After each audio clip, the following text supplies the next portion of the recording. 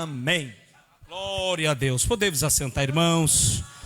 Fala, Deus, fala, Deus. Toca-me com brasas do altar. Fala, Deus. Diga. Fala, Deus. Sim, alegre atendo ao teu mandar. Meus queridos, vamos abrir as nossas Bíblias na carta de Paulo aos Filipenses.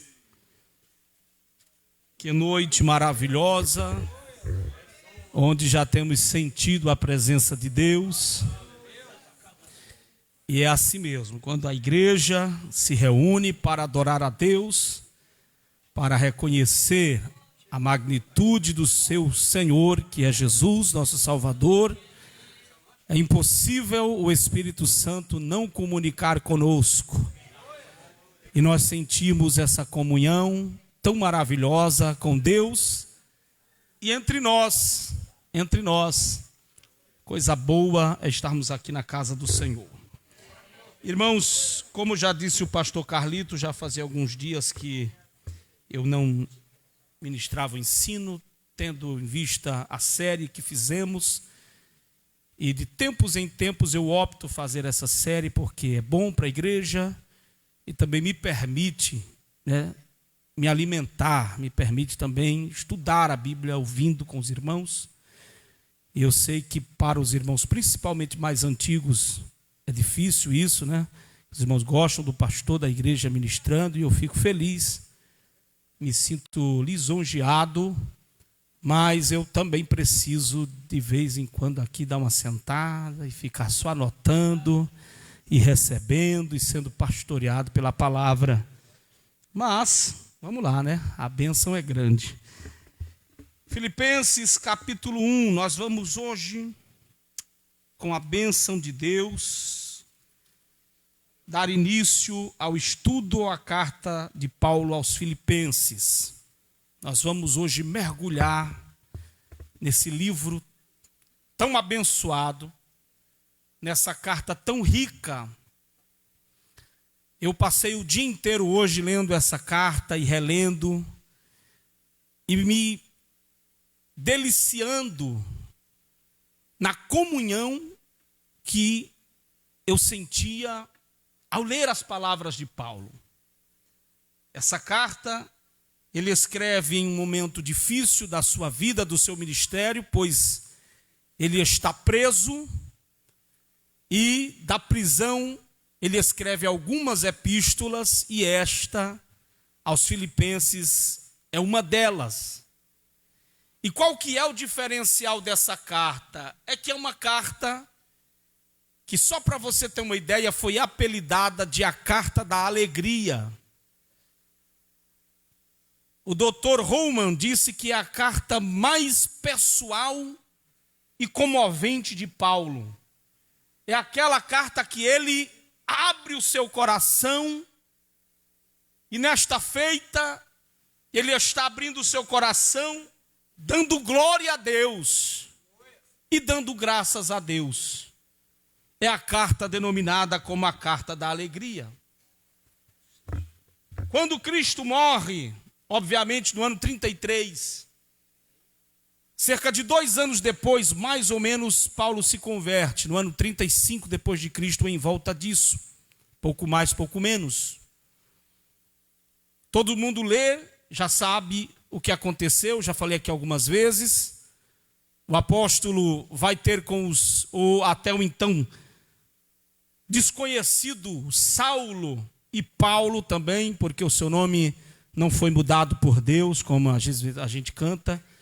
São 2 nomes de 2 nacionalidades, Saulo judaico de Saul e Paulo é um nome romano, então os 2 são o nome dele, e dependendo do idioma é pronunciado dessa maneira. Ele vai ter com os apóstolos, e a Bíblia diz que os apóstolos, após ele passar 3 anos no deserto, cerca disso, tendo experiências com o Espírito Santo, Ele escreve isso no primeiro capítulo de Gálatas e o capítulo 2, dizendo que o Espírito Santo lhe ensina. Então ele passa pouco mais de 3 anos no deserto, volta para falar com os apóstolos o mandam outra vez para casa, e agora ele vai passar 14 anos em sua casa. Então ele passa mais de 3 anos no deserto e 14 anos em casa, aprendendo, se debruçando com certeza sobre os escritos sagrados, sobre as profecias que falavam de Jesus. Isso dá um tempo de mais ou menos 17 anos. Paulo sem exercer o seu ministério. Paulo sem pregar internacionalmente, como ele vai pregar depois. Isso é válido ser dito porque estamos vivendo em uma época em que as coisas estão acontecendo muito rápido, muito veloz. A coisa está numa dinâmica que a gente não consegue acompanhar.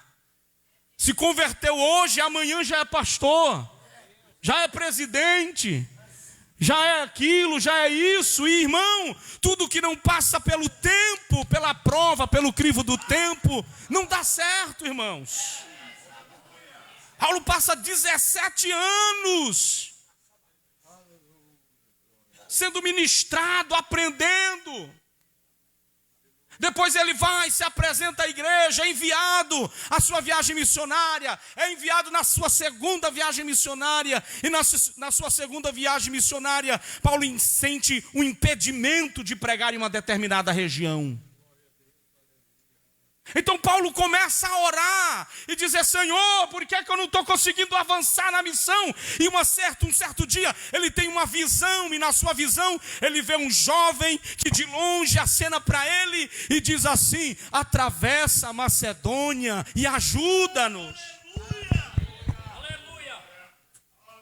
Lembrando que esse convite é para ir para outro continente. Só para você ter uma ideia, porque parece simples a gente ler Paulo no capítulo 16 de Atos, falando dessa visão: atravessa a Macedônia e ajuda-nos. Aí Paulo diz: entendi, mas eu vou explicar isso detalhado. Paulo é convidado para mudar de continente, para ultrapassar barreiras, e agora ele vai para a região da Europa. Quando ele chega na Macedônia, na região da Europa, numa cidade chamada Filipos, ele encontra uma jovem vendedora de púrpura. Essa jovem vendedora de púrpura se converte ao Senhor, e ali vai nascer uma igreja, e uma das primeiras igrejas domiciliares, um dos primeiros pontos de pregação fixo em uma casa. Está pensando em fazer culto na casa é coisa do pastor Felipe? É coisa da igreja de antigamente? Não, fazer culto nas casas é coisa da Bíblia. No templo e de casa em casa, Atos dos Apóstolos diz. E a Bíblia diz, meus irmãos, que a partir daí vai nascer um relacionamento extremamente duradouro. No ano 50, Paulo bate as estacas do evangelho em Filipos, e eis o verdadeiro apóstolo. Para quem não sabe, apóstolo não é aquele que usa um chapéu de boiadeiro na cabeça, mas apóstolo é aquele que põe o fundamento do evangelho onde nunca tinha sido pregado a palavra de Deus. Esses são os verdadeiros apóstolos. Apóstolo para pregar onde nunca teve crente não tem, né? Apóstolo para ir para alguns cantos da África, da Amazônia, né? Das florestas indígenas onde nunca um homem branco pisou. Não tem apóstolo que queira servir de espetinho para esse povo. No ano de número 50, então, nasce a igreja na cidade de Filipos. Paulo volta, vai pregar o evangelho 7 anos depois, no ano de número 57 depois de Cristo. Paulo vai até a cidade de Filipos recolher uma oferta para a igreja em Jerusalém. A igreja em Jerusalém achou que Jesus ia voltar naqueles dias e começaram a doar os seus bens, se desfazer dos seus bens, e foram viver em comunidade, em um grande acampamento, onde eles faziam refeições juntos, oravam juntos, partiam ali o pão juntos, viviam em comunhão juntos. Só que Jesus não voltou naqueles dias. Eles não entenderam a mensagem de pregar o evangelho, porque de nada vale você esperar Jesus, ter ansiedade para esperar Jesus, mas não ter essa mesma vontade de pregar o evangelho. Não adianta de nada você dizer Maranata, Maranata, enquanto as almas morrem ao seu lado, sem ouvir a palavra de Deus. No ano de número 61 depois de Cristo, anota essa data, 61, 62, ele então vai escrever esta carta. São, desde o ano 50 ao ano 62, 12 anos de relacionamento.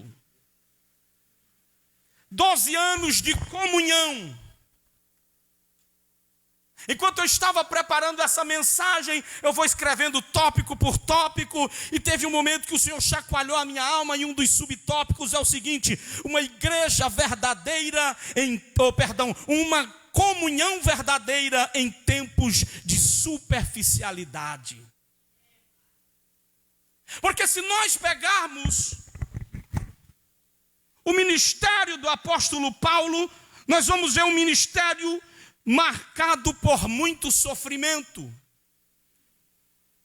Se você abrir a sua Bíblia na segunda carta de Paulo aos Coríntios, capítulo 11, a partir do versículo 16, você vai ler Paulo dizendo: vocês pensam que sofrem?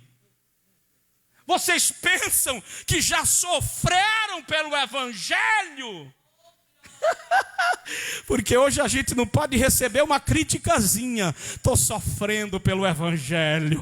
Hoje o irmão não pode virar a cara para a gente: ai, eu estou sofrendo pelo evangelho. Aí Paulo diz: você quer falar de sofrimento pelo evangelho? Então vamos conversar, senta na mesa aqui que eu vou te dizer. Algumas vezes eu fui apedrejado, algumas vezes eu fui chicoteado, algumas vezes eu sofri naufrágio, algumas vezes eu caí de penhasco, algumas vezes eu fui assaltado, violentado, eu fui açoitado, algumas vezes me deixaram à beira da morte, algumas vezes eu fui traído pelos meus irmãos da igreja, algumas vezes eu fui chicoteado.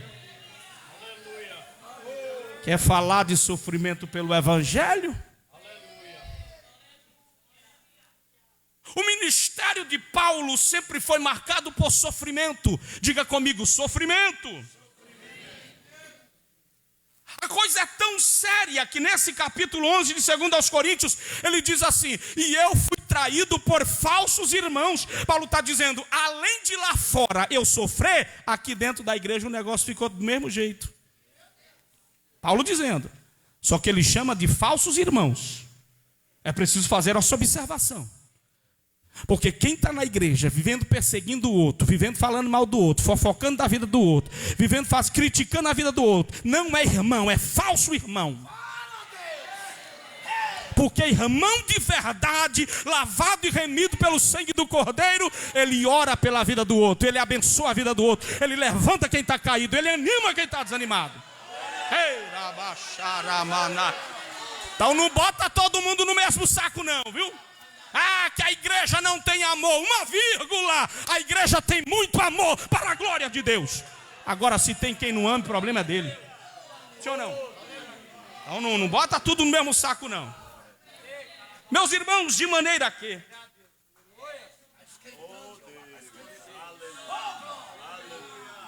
Paulo, quando escreve a segunda carta a Timóteo, capítulo 1 e o versículo 15, pode ir projetando os versículos que eu for dizendo aqui. Paulo diz, olha, eu estava lendo esse texto hoje, e o Espírito Santo ministrando ao meu coração, e sabe o que é que eu entendo? Eu entendo que a angústia, que a aflição que eu e você passamos, mostra, revela quem é quem na nossa vida. Entenda isso, os verdadeiros não são revelados na roda de churrasco não, viu? Ah, porque eu tenho muito amigo que eu vivo fazendo churrasco. Vai nessa não. Vai nessa não. É que eu pago pizza para todo mundo e eu tenho muito amigo. Vai nessa não. Roda de pizza não revela amigo de verdade. Roda de churrasco não revela amigo de verdade. Não. Bonança não revela amigo de verdade. Provérbio 17:17 diz assim: em todo tempo amo o amigo, e é na angústia que vai nascer quem é irmão de verdade.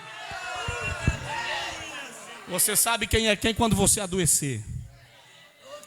Você sabe quem é quem quando você se prostra, fica prostrado numa cama.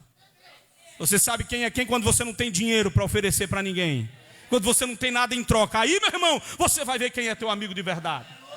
Aí você vai ver quem é irmão de verdade. Porque a verdadeira amizade é revelada quando você não tem nada em troca para me dar. Por isso que Paulo disse: Cristo nos amou quando nós ainda éramos seus inimigos. Tinha nada para oferecer para ele. Aí ele diz: vem cá que eu te amo, seu rebeldinho. Você: não quero saber de Cristo. Aí ele diz: vem cá que eu te amo. Agora vamos continuar. Ano 62. Paulo sente a necessidade de escrever uma carta aos irmãos de Filipos. Paulo diz em 2 Timóteo capítulo 1, versículo 15, para referendar o que eu estava falando sobre isso. Paulo diz: Timóteo, todos, bota aí, meu filho, na tela para ver que não é conversa minha. Bem sabeis isto,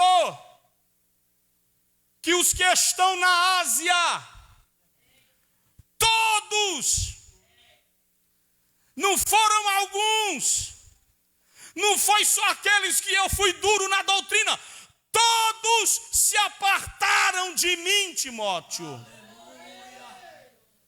Entre eles alguns próximos que eu tinha, no subtexto é o que se entende. Mas quando Paulo vai escrever aos Filipenses, agora projeta o capítulo 1, Paulo se apresenta. Mas no versículo 3, com Paulo está Timóteo, que também estava presente nas ocasiões em que eles encontraram Lídia. No capítulo 3, Paulo usa uma expressão que me anima. Por que essa igreja era especial no coração de Paulo? Por que essa igreja recebe uma carta que vai ser apelidada depois de a carta da alegria? Ele começa o versículo 3 dizendo: dou graças a Deus. Não, você está em 1 Timóteo, é Filipenses capítulo 1, versículo 3. É que começa igual, mas é isso aí. Dou graças ao meu Deus.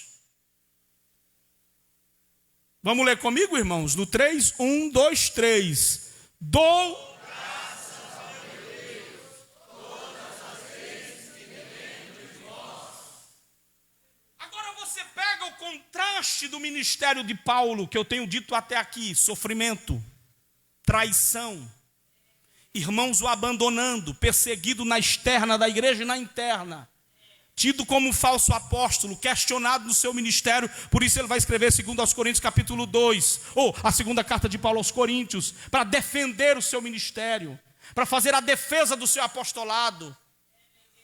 No meio desse contraste, que parece que o ministério desse homem é só sofrimento, irmão. A impressão que eu tenho quando eu leio as cartas de Paulo é que é só prova, é só luta. E contrastando com isso, ele diz, pode deixar o texto: dou graças ao meu Deus todas as vezes que me lembro de vós. Aleluia. Sabe o que é que essa expressão quer dizer no seu original? É que quando Paulo se ajoelhava para orar e ele lembrava da problemática igreja de Corinto, ele dizia assim: ai meu Deus, abençoa, Senhor, aquele povo briguento, Senhor. Oh, povo cheio de contenda, Senhor. Oh, povo que fica dividido em grupo, um diz que é de Paulo, oh, Senhor. Quando ele vai orar pela igreja de Éfeso, ele diz: Senhor, estava tão bem. Aí o vinho da contenda entrou lá, Senhor. Oh, Senhor, abençoa. Repreende o espírito de contenda daquela igreja. Quando Paulo vai orar pelos Gálatas, ele diz: Jesus, a A igreja estava caminhando, te seguindo, agora estão querendo regressar e abandonar o evangelho para voltar ao evangelho de judeu, de ficar que nem uns abestalhados, andando com quipá na cabeça, com talite no pescoço, botar uma arca da aliança. Senhor, eles estão abandonando a graça, Senhor. Aí ele chora. Quando ele vai orar pela igreja de Colossos, ele diz: Senhor, eles não estão acreditando na tua divindade, eles estão tendo problemas de acreditar que o Senhor é Deus, 100% Deus, e está ao lado do Pai. Oh, Senhor.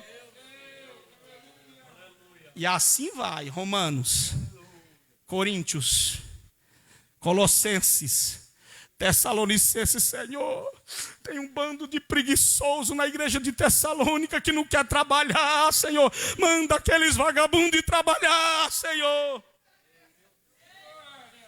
Quando chega na igreja de Filipos, Paulo estava chorando até aqui. A impressão que dá, estou fazendo aqui uma conjectura dentro da palavra. Ele está até aqui, ele está. Aí quando chega na igreja de Filipe, ele fala: oh, glória, graças a Deus, Senhor. A expressão é que todas as vezes que ele orava, está aqui, ó, dou graças às vezes a Deus todas as vezes que lembro de vós. Todas as vezes que Paulo lembrava da igreja, ele dizia: glória a Deus. Tem uma, Senhor, que não dá trabalho desse jeito. Oh, Senhor, tem uma tão abençoada, Senhor. Aí toda vez que ele dizia: Filipos, glória a Deus, aleluia. Eu vou abrir um parêntese e já fazer uma aplicação aqui. Quando o seu pastor lembra do seu nome, ele dá glória a Deus ou ele chora?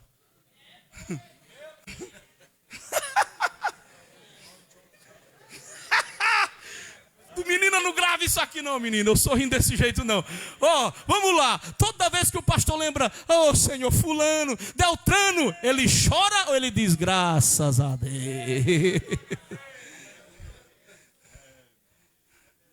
Graças a Deus que tem aqueles irmãos ali. Glória a Deus que tem aquela irmã, Senhor. Glória a Deus por aquele obreiro, Senhor. Pai, graças te dou por aquela pessoa, Senhor.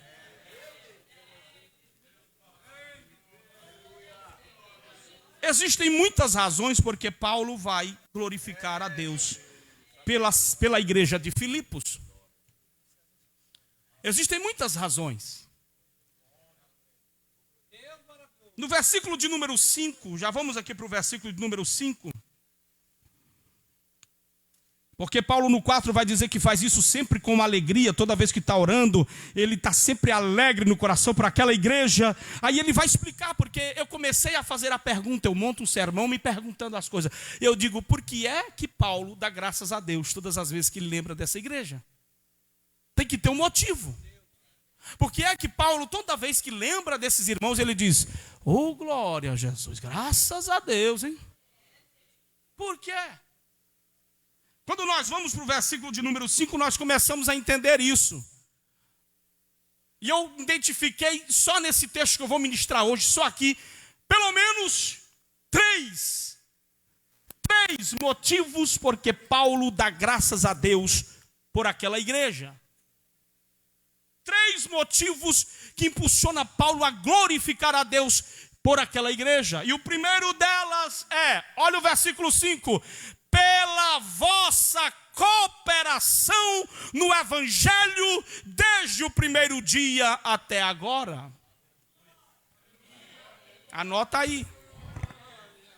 A primeira razão porque Paulo dá glória a Deus por a vida daquela igreja é pela cooperação daquela igreja desde o início. Mas o texto ficou tão simples, nosso irmão Siqueira, ficou tão simples, não ficou simples porque você não sabe qual é a palavra que Paulo usou aqui no original. Anota aí, a palavra para cooperação aqui é koinonia. Pastor, mas eu ouço falar de koinonia quando está falando de comunhão, porque koinonia é comunhão. É isso mesmo. Koinonia é cooperação em algo contigo. É isso mesmo. Só que existe uma ação, desde a época veterotestamentária até o governo dos romanos, que selava a koinonia. Uma atitude levava o nome de koinonia. Que atitude era essa, pastor? Fica de pé, pastor Éder. Quando alguém tratava um assunto com o outro, olha para cá. Quando alguém queria fazer parte da vida do outro, firmar uma aliança com o outro, ele dizia assim: eu quero fazer uma aliança contigo. Ele dizia: vamos lá. Então vamos fazer a koinonia. O que é a koinonia, pastor? Era estender a mão, pegar no antebraço do outro e apertar a mão. O velho aperto de mão, que hoje para nós é tão frágil, tão sem sentido. Naquela época, quando um apertava a mão do outro, ele estava dizendo a velha expressão de Ruth a Noemi: a partir de hoje eu estou contigo e não abro. Pode sentar. Koinonia, quando no aperto de mão daquela época, era uma expressão que estava dizendo: a partir de hoje teu sofrimento é o meu sofrimento. A partir de hoje, tua luta é a minha luta. A partir de hoje, teu choro é o meu choro. A partir de hoje, tua alegria é a minha alegria. A partir de hoje, teu sofrimento é o meu sofrimento. A partir de hoje, o que está tirando o teu sono é a razão que vai tirar o meu. Aleluia! Já era para você ter dado um glória a Deus aí. Paulo vai resumir isso escrevendo a carta aos Romanos, quando ele diz: chorai com os que choram, alegrai-vos com os que se alegram. Ou seja, koinonia. Aleluia. Porque evangelho que eu não sinto a dor do meu irmão não é evangelho. Evangelho que eu vejo alguém passando fome e não me disponho a ajudar não é evangelho. Evangelho que eu vejo um irmão meu chorando de angústia e de luta e eu não dobro os meus joelhos para orar por ele, não é evangelho. Porque evangelho verdadeiro é aquele que eu me coloco no seu lugar para sentir a tua dor.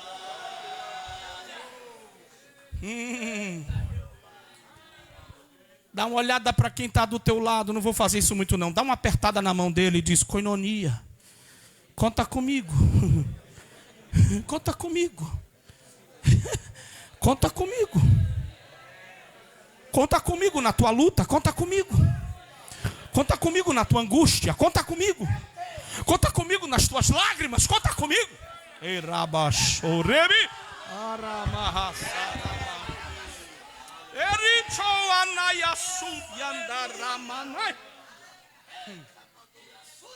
A palavra koinonia foi a mesma palavra usada por Lucas em Atos capítulo 2, versículo 42. Quando Lucas escreve desta maneira: e perseveravam na doutrina dos apóstolos e na koinonia. É a mesma palavra no original. E na comunhão. Aí você vai entender o resto do versículo. Que ele diz: no partir do pão, nas orações, e ninguém tinha nada por seu, e ninguém só pensava no seu, e todos tinham tudo em comum. Propósito. Aleluia. Eu estava com saudade desse culto de doutrina aqui, irmão.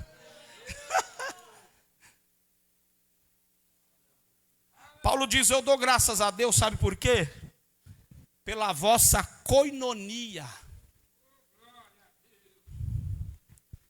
No capítulo 4, salvo engano, desse mesmo livro, capítulo 4, versículo 15, irmão Pedro, projeta aí se puder. Paulo vai dizer dessa maneira aqui no texto. Paulo diz dessa maneira. Filipenses capítulo 4, versículo 15. Eita, Pedrão. Filipenses 4:15. Olha o que é que Paulo diz aqui. E bem sabeis também vós, ó Filipenses, que no princípio do Evangelho, quando tudo começou, quando eu fui embora da Macedônia, lembra no ano 50 que eu falei, que ele tem um encontro com Lídia, que vai acontecer as coisas ali?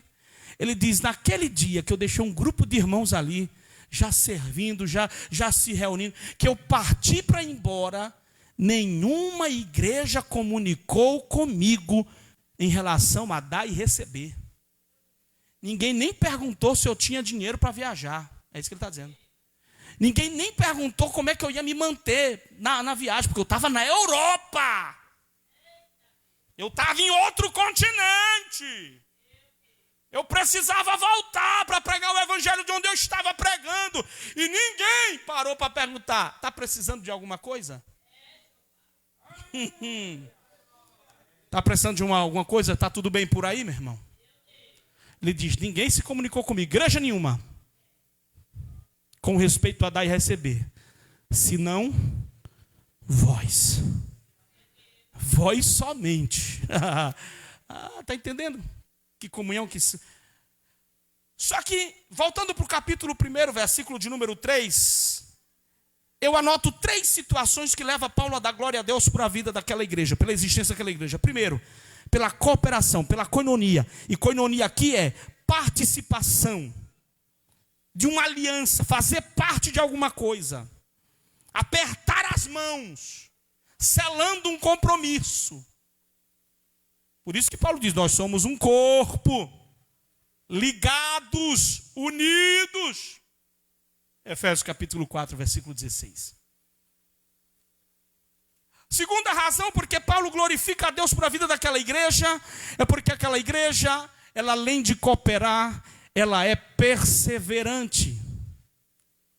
A expressão de Paulo, volta lá por gentileza, Filipenses 1, versículo 3, Paulo diz assim, eu dou graças ao meu Deus, todas as vezes que lembro de vós, versículo 5, melhor dizendo, pela vossa cooperação no evangelho, desde o primeiro dia, e uma semana depois vocês pararam.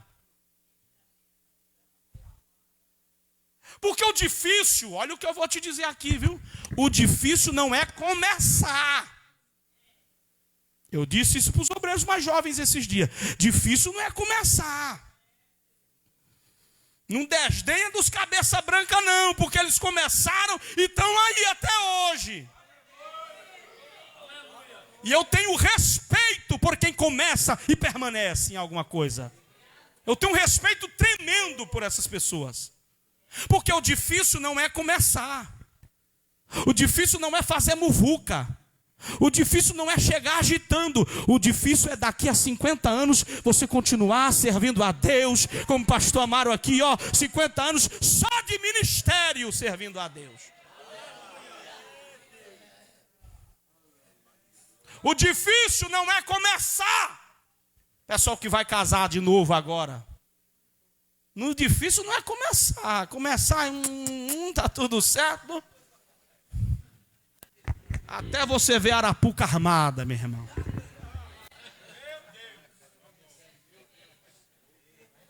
Até você ver a luta. Até você ver as dificuldades nesse casamento. O que caracteriza a perseverança, o seu próprio nome diz. Perseverança é capacidade de permanecer intacto diante de qualquer circunstância. Perseverança, lá na roça, lá no Nordeste, de onde eu venho, quando se fazia cerca para a roça, existia um pedaço de madeira que era o maior de todos, chamado de mourão. Mourão era o quê? Era um pedaço de madeira que ele era enfincado na terra. As varinhas, irmão, tudo ia desanimando no meio da caminhada. As varinhas ia abandonando a carreira. Quando você olhava para o mourão, estava o mourão lá em pé, firme. Perseverar é não abandonar o barco no primeiro vento. Perseverar é permanecer firme diante dos vendavais. Perseverar é permanecer de pé no mesmo propósito diante das críticas que fazem a você. Perseverar é não sair do seu lugar que Deus te plantou por nenhum motivo nessa situação. Ele diz assim, ó, desde o primeiro dia, um já me abandonou, outro que disse, estou contigo e não abro, nunca apareceu. Outro que disse, estamos juntos, foi o primeiro que correu. Porque eu vou te dizer uma coisa. Ser um prisioneiro nessa época era sinônimo de vergonha. Ele vai usar a expressão vitupério. Vitupério quer dizer humilhação. Estou sofrendo vitupério por causa de Cristo. Estou sendo humilhado. E ser amigo de quem estava preso era vergonha em dobro. Então ele disse, eu fui julgado e ninguém apareceu. Todo mundo se afastou de mim. Todos da Ásia. Quem é a Ásia? A igreja que ele plantou o evangelho. Você que fica esperando reconhecimento toda hora aí, que é o meu mal, às vezes o seu mal, a gente quer que as pessoas elas nos aplaudam, mas às vezes, irmãos, isso é sofrido. Porque às vezes ninguém vai nos elogiar. Às vezes você vai fazer tanto por algo e ninguém vai te reconhecer.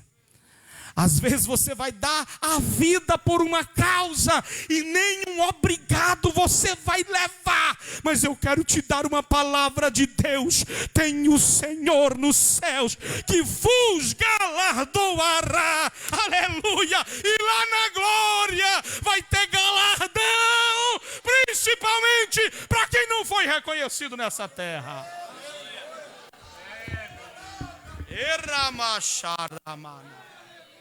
Então fica tranquilo. Os céus têm a tua história escrita. Se o homem não te reconhecer, não se preocupe, o céu já te reconhece. Porque esse homem vivendo essa vida toda, humilhado, tal, desprezado, tal, não tinha uma ofertinha, ninguém mandava um centavinho, não tinha um pix. E ele, meu Deus, estou desconhecido aqui nessa terra. Aqui ninguém está me dando. Aí, meu irmão, uns filhos do inimigo vão expulsar um demônio. Aí diz assim, sai em nome de Jesus que Paulo prega. A terra não estava reconhecendo esse grande homem. Porque a gente só reconhece depois que morre, na maioria das vezes. Mas quando os camaradas foram expulsar o demônio e disseram, sai desse corpo em nome do Paulo que Jesus prega, o demônio olhou e disse assim, eu sei quem é Paulo e eu sei quem é Jesus. Diz para teu irmão, o céu te reconhece. Diz, o céu tem anotado o teu trabalho.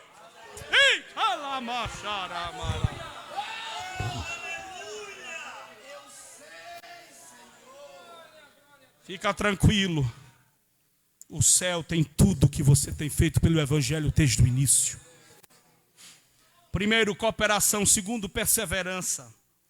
Gálatas 6:9 diz assim, e não nos cansemos de fazer o bem. Não se cansa de ser quem você é, não. Fica aí. Não se cansa de fazer o bem às pessoas, apesar da ingratidão. Permanece aí. Paulo está dizendo aqui, as atitudes deles não devem mudar quem você é. Ponto. Você não faz por causa deles, você faz porque você é uma pessoa que tem o caráter formado em Cristo. Não nos cansemos de fazer o bem. Ou seja, persevera nessa atitude aí. Ah, pastor, mas eles foram ingratos. Persevera com a sua bondade, que vem de Cristo. Ah, pastor, mas fizeram isso comigo. Não deixa isso mudar quem você é. Ah, pastor, mas me perseguiram. Continue sendo a pessoa que você é. Não deixe que a maldade das pessoas transforme o caráter de Cristo que há na tua vida. Salmo de número 37. Não te indignes por causa dos maus feitores.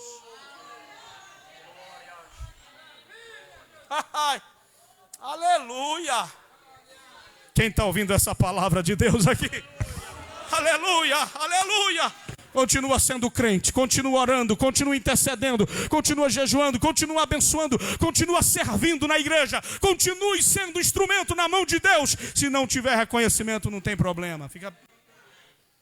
Ele diz assim: a seu tempo nós vamos colher, se não desanimarmos.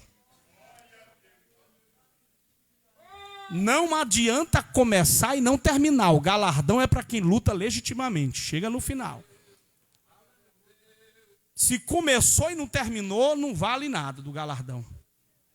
Agora, se você chegar no final, aleluia. Romanos capítulo 12, versículo 12. Quem pode ler para mim esse versículo?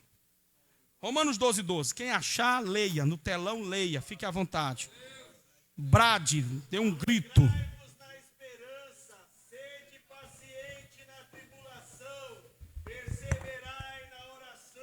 E aí? Ele diz, sabe qual é o segredo? Alegrai-vos na esperança. No mundo afora, a esperança, ela é o quê? Ela é a última aqui? Na igreja não. Porque na igreja a esperança morreu, mas ressuscitou ao terceiro dia. A esperança da igreja nunca morre. Alegrai-vos na esperança. Sede pacientes. Calma. Vai passar. Não fica dando chilique não, vai passar. Não sai por aí chutando balde não, vai passar. Calma, seja paciente na tribulação. Mas vou dar um segredo. Persevera na oração para tu ver a vitória. Persevera em oração para tu ver. Eu nunca vi um crente que ora perder uma batalha. Persevera na oração para você ver. Aleluia. Tem um hino que diz assim, né? O crente quando chora, o Senhor responde. A oração do crente estremece os montes. E quando ele ora, o Senhor atende. Aleluia. Tem um grande valor na lágrima. Tem que orar. Diz aí, irmã Tati, para lá aí, tem que orar, diz aí. Diz aí um pro outro aí, diz assim, tem que orar. Continua orando. Ah, mas não chegou, continua orando. Ah, mas meu marido não se converteu, continua orando. Ah, mas minha esposa não se converteu, continua orando. Ah, mas eu não recebi minha aposentadoria, continua orando. Ah, mas cancelaram meu benefício, continua orando. Continua orando. Ah, mas a porta não abre, continua orando. Era machara mahayasara. Eu atendi uma pessoa hoje, vou dar o testemunho. E o rapaz que corta grama lá de casa está trabalhando fixo agora, né? Agora ele não pode mais cortar minha grama, irmão Mendes. O Adalberto sequestrou o Mendes para ele. Então, já era. E aí um senhor ia passando e disse, eu corto grama. Eu digo, quanto é que o senhor cobra para cortar essa grama? Tanto. Um valor pequeno, irmão. Eu disse, meu Deus, vem amanhã. Aí ele veio no outro dia e disse assim, minha máquina quebrou, mas depois de amanhã eu volto. Eu digo, tá bom, vem depois de amanhã. Aí ele veio depois de amanhã, aí cortou. E quando ele estava terminando de cortar, o Espírito falou no meu coração, dá uma olhadinha na tua conta. Aí eu disse, não brinca com essas coisas, que a irmã lá não ia limpar. Aí eu dei uma olhadinha, tinha umas moedinhas, um pouquinho a mais do que ele pediu. Aí o senhor disse assim, dá tudo para ele. Eu digo,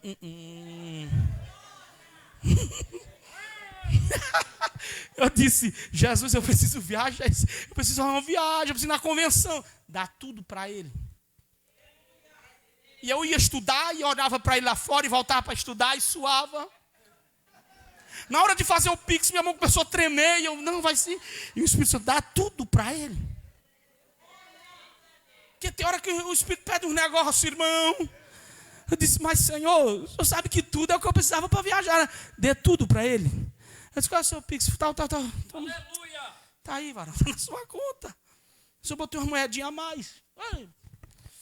Fiquei na minha. Daqui a pouco ele me chamou, pastor. Estava meio choroso, disse assim, eu estou com uma situação lá em casa que eu precisava desse valor exatamente que o Senhor me deu. E eu estava chorando. E eu disse hoje, Jesus, eu não sei mais o que fazer da minha vida, porque não entra esse valor, não entra. Mas aí o Senhor me deu o que o Senhor devia e o valor que eu precisava. E eu disse, tem que permanecer firme na oração, irmão. Estou começando a encerrar. Não entra nesse modelo de hoje, não entra nesse modelo TikTok, que é só rapidinho, passando o dedinho assim. Não entra nessa velocidade. Não deixa isso entrar na tua mente. Tem coisa que Deus te dá hoje. Projeta Tiago capítulo 5 aí, irmão. Vai anotando aí, irmão. Eu queria tanto que você estivesse anotando esses versículos, que amanhã vocês não lembram de nada. Ainda bem que a live está aí para vocês depois ir lá e ver os versículos. Tiago capítulo 5, o versículo é o versículo 7 e depois o 8. Meus irmãos, sede pacientes até a vinda do Senhor. Não é hoje não, não é só amanhã não. É até a vinda do Senhor. Aí ele diz assim, vou dar um exemplo. O lavrador, que é quem planta, ele espera o precioso fruto da terra. Só que ele aguarda com paciência, que no original é perseverando. Sabe por quê? Porque tem fruto que nasce com 6 meses. Mas o tal do abacate...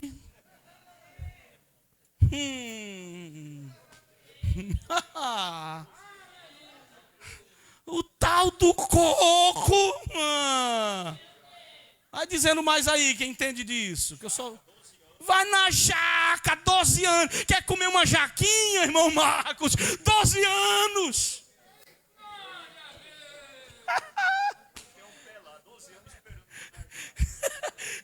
O pastor está dizendo, eu tenho um pé de jaca lá, está com 12 anos que eu estou esperando uma jaquinha e nada da jaquinha.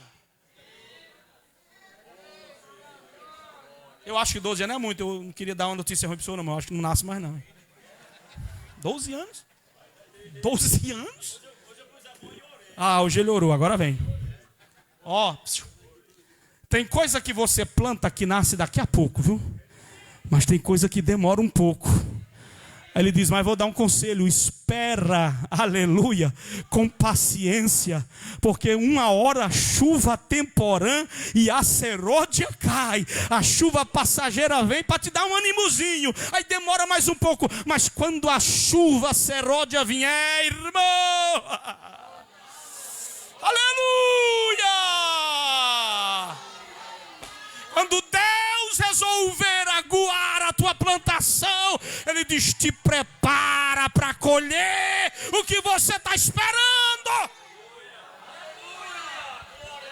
Mas passou o tempo, né, pastor Ulisses? Mas Deus tem guardado a nossa recompensa. Aí ele diz, mas aqui, vai no versículo 8.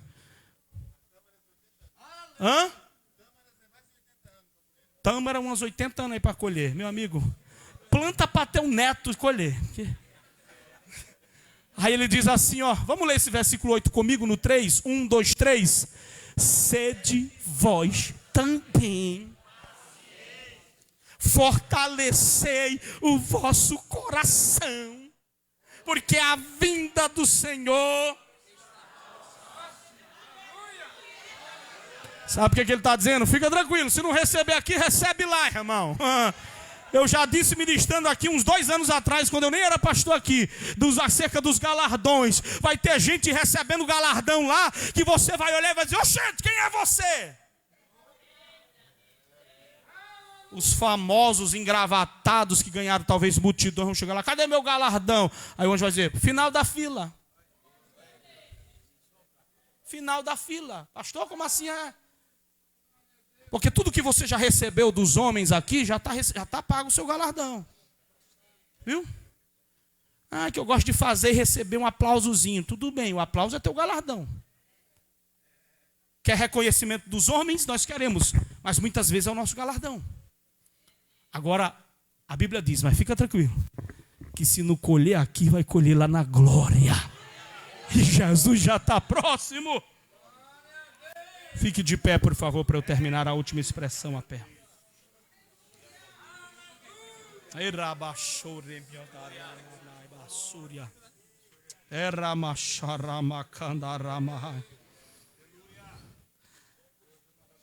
Terceiro, o que faz Paulo dar glória a Deus é a lealdade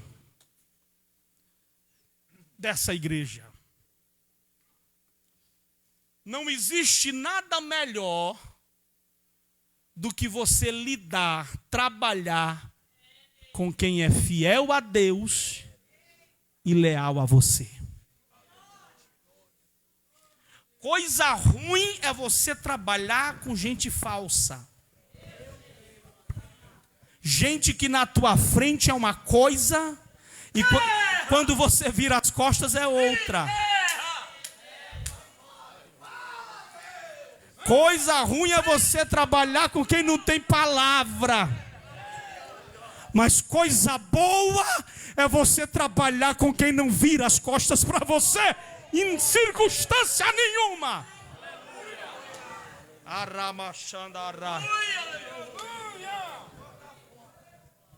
Versículo de número 7 diz assim: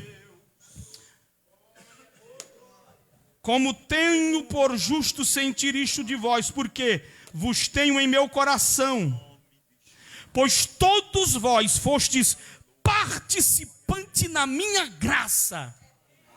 E graça aqui é sofrimento, viu? Essa graça não é a graça que a gente acha, não. É sofrimento. Ele diz, vocês participaram das minhas lutas. Vocês participaram do meu sofrimento. Agora olhe para cá. Honre quem não te abandona em circunstâncias difíceis. Agora fica dando valor para quem é falso para você. Fica dando valor para quem não segura a peteca no pior momento da tua vida. Fica dando valor para você ver. Quer honrar? Honre quem não te abandona em momentos difíceis. Paulo diz, vocês estão comigo desde o início da minha aflição. Vocês são participantes da minha graça, tanto nas minhas prisões, como nas minhas defesas e confirmação do Evangelho. Aleluia. Aprenda a dar valor a quem não te abandona nos momentos difíceis. Porque às vezes a gente tem desse negócio. Quem está do nosso lado para toda obra, a gente despreza. A gente não valoriza. A gente não chama para... E eu vou parafrasear uma frase que eu vi há um tempo atrás, e é verdade. Exemplo disso é que você só coloca os melhores talheres na sua mesa quando chega a visita. É ou não é que a gente faz assim? A gente só coloca as melhores pratarias na nossa casa quando chega alguém de fora. Porque quem chega de dentro, baixa aí, meu mano. Eita glória, olha. Pode baixar no retorno aqui, está muito alto. Isso. Porque a gente, para nossa família, a gente bota para comer na vasilha do sorvete. Nos pratos mais feios que tem na casa é o que eu e você comemos. Agora chega alguém na nossa casa que nunca deu um prego numa barra de sabão, que nunca chorou com ninguém na nossa casa. Aí você diz, corre no armário, irmã Laíne, pega as pratarias bonitas que nós temos lá, que as irmãs dão de presente para nós. Só um exemplo. Lá em casa eu como em prato bonito, só um exemplo. Eu como no melhor prato, não é, irmã Laíne? O quê? E tem o quê?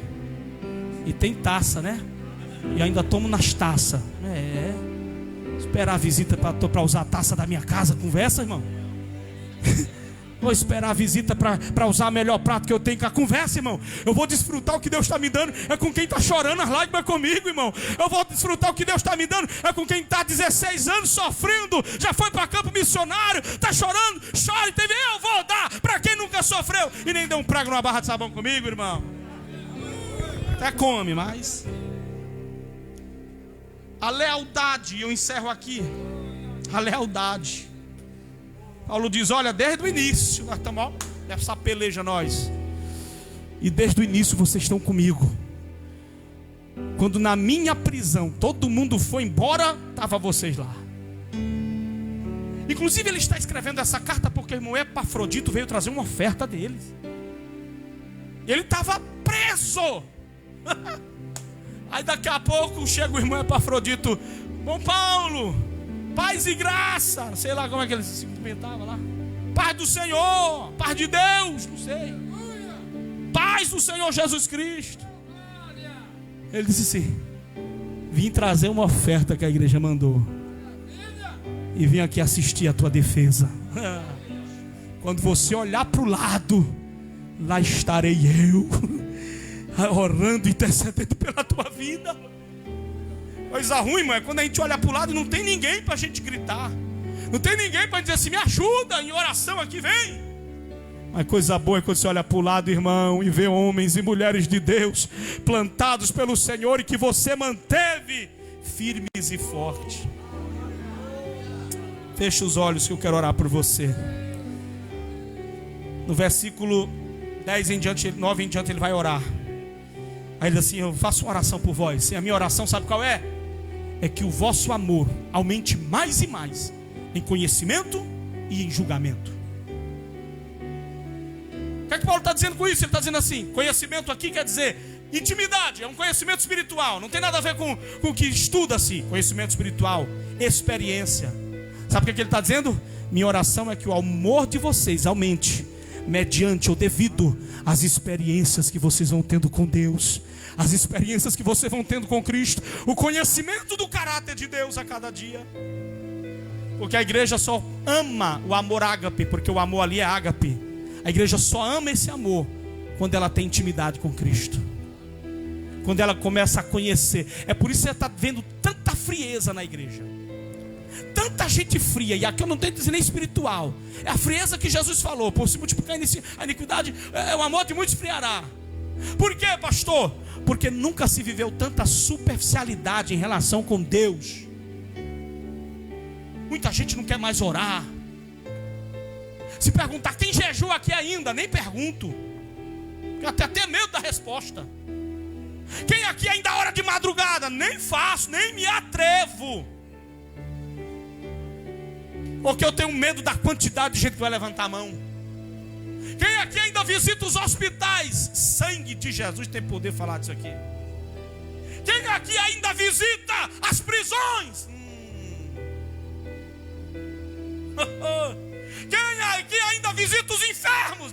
Não toca nesse assunto, pastor. Mas estamos vivendo uma época, irmãos, de muita superficialidade com Cristo. As pessoas acham que cantar 1 hora, 2 horas e meia, uma letra que não se acaba mais, que se repete 20 minutos a mesma letra. Pensa que isso estamos vivendo um avivamento. Avivamento? Avivamento? Você acha que ficar cantando 2 horas é avivamento? Paulo diz assim, sabe qual é a minha oração?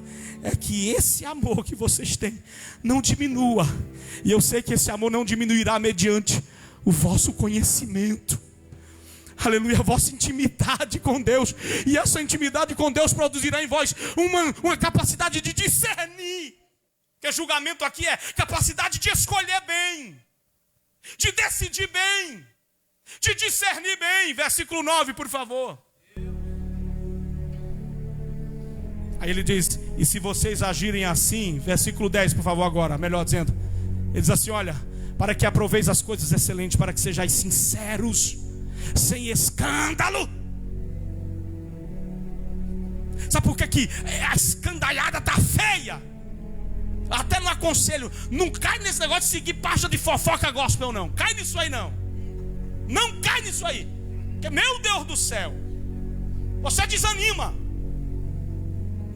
de tanto escândalo que está acontecendo nos dias de hoje. Isso é resultado de falta de intimidade com Deus, de falta de aprofundamento nas Sagradas Escrituras. Bíblia fechada. Eu nem vou perguntar quem leu a Bíblia aqui hoje, Deus me livre. Salmo aberto, Salmo 91 na tua estante. Chega a estar amarelo. Um tempo eu fui visitar um irmão que tinha um salmo aberto lá e falei assim, ó, meu irmão, parece que eu estava na fumaça da glória do tabernáculo.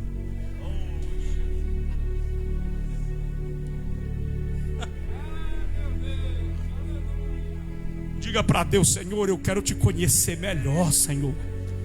Diga, Senhor, eu não quero viver esse evangelho supérfluo de vir à igreja 1h30, um cultinho aqui de 1h30. Ih, tô crente, tá? Não, isso não te torna crente, não. Isso é bênção para você congregar, ter comunhão, mas isso não define a tua fé. Carregar uma Bíblia não te define a tua fé. Não. Que a tua e a minha oração seja, Senhor, me ajuda a me aprofundar contigo. Senhor, me ajuda a ter meu momento de comunhão, perseverando em oração. Senhor, me ajuda. Me ajuda a rejeitar os pecados. Aquelas mensagenzinhas daquela Jezabel que vem para você, e você, em vez de excluir, não, mas eu não conversei, mas não excluiu, mas não bloqueou. Um dia uma mocinha, eu era bem novo, disse assim, você sabia que o seu sorriso é bonito? Eu disse, eu sei, porque a minha esposa me diz isso todo dia. Sua Jezabel, sua Dalila.